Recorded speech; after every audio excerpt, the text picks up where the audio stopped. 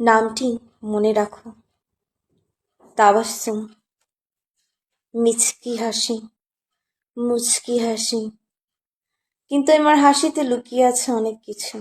সেটা আবার কেমন? আমি যখন ছোট ছিলাম, যখন আমার আল্লাহ তাআলা এবং নবী রাসূলকে জানতে চাওয়ার অনেক আগ্রহ ছিল, তখন থেকে আমি ভেবে রেখেছি আমি স্বার্থপর হব। তুমি ভাবছো, অবাক হচ্ছ, কি বাজে তাই না আমি? হ্যাঁ, আমি বাজে। আমার নামটি ভালো মতন দেখে রাখো, তাবাস্সুম। ভুলো না যেন আমি স্বার্থপর, আর আমি আমাকে ভালোবাসি। কারণ আমি দুনিয়াতে একা এসেছি, আমাকে একাই যেতে হবে।